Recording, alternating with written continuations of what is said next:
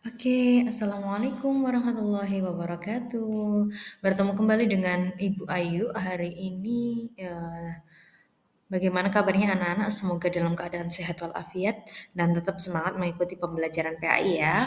Oke, untuk hari ini materi yang kedua kita atau bab 2 yaitu tentang mengkonsumsi makanan dan minuman yang halal dan bergizi.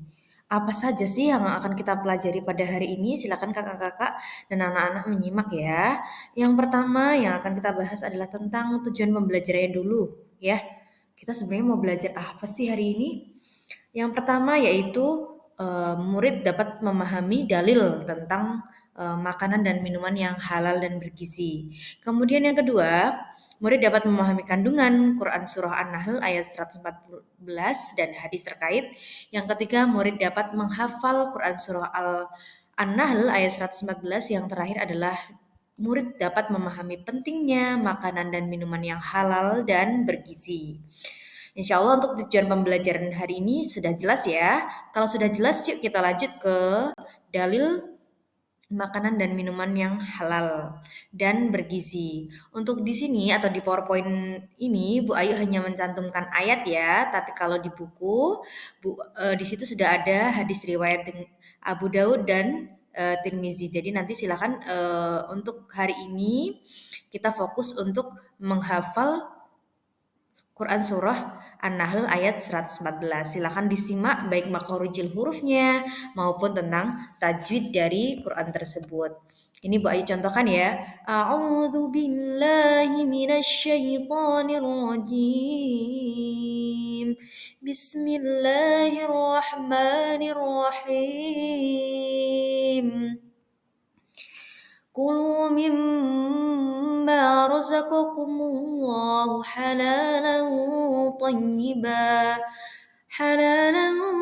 طيبا واشكروا نعمة الله إن كنتم إياه نعمة الله إن كنتم إياه تعبدون.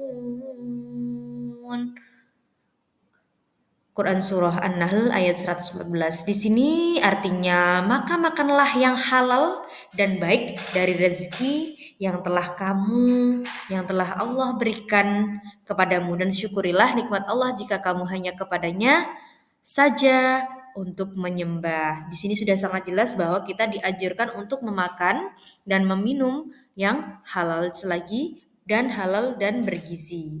Seperti itu ya, insya Allah cukup jelas untuk contoh dari bacaan Quran Surah An-Nahl. Silahkan kakak-kakak semua bisa untuk dihafalkan di rumah ya. Kemudian kita next kandungan dalil. Nah, dalil tadi yang sudah Bu Ayu bacakan, nanti ada beberapa dalil. Tapi untuk yang pertama kita bahas dulu tentang Quran Surah An-Nahl ayat 114. Sebenarnya apa sih kandungannya? Yang pertama, makanan yang halal dan baik itu Allah memerintahkan kepada hambanya untuk memakan dan meminum makanan yang halal dan bergizi. Tidak makanan yang haram ataupun kotor. Kemudian yang kedua, bersyukur atas nikmat Allah. Allah memerintahkan kepada hambanya untuk bersyukur atas segala nikmatnya. Karena dengan bersyukur tersebut Allah akan menambah nikmat-nikmat hambanya. Seperti itu ya, insya Allah sudah bisa dipahami ya. Kemudian yang ketiga, kandungan yang ketiga adalah beribadah hanya kepada Allah. Allah memerintahkan hamba-hambanya untuk beribadah hanya kepadanya dan tidak menyekutukan apapun. Seperti itu ya. Kemudian kita lanjut ke kandungan dalil yang hadis ya. Hadis ini nanti ada hadis tentang riwayat Abu Daud dan Ibnu Majah. Makanan dan yang pertama yaitu makanan yang halal. Allah itu maha baik ya dan tidak menerima yang baik.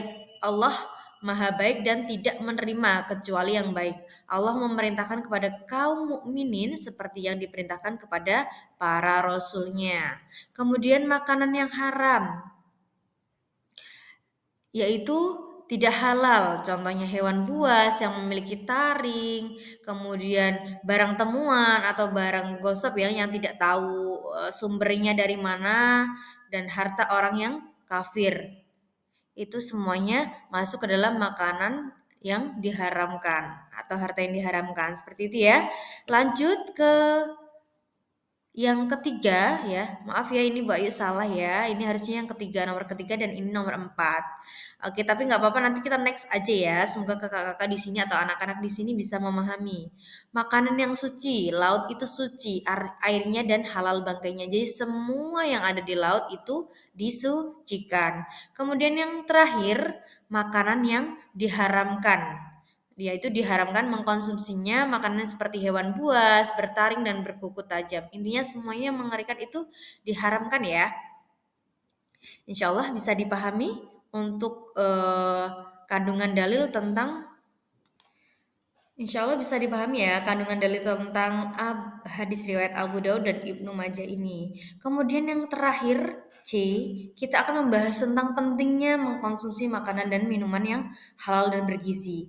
Alasannya ada dua.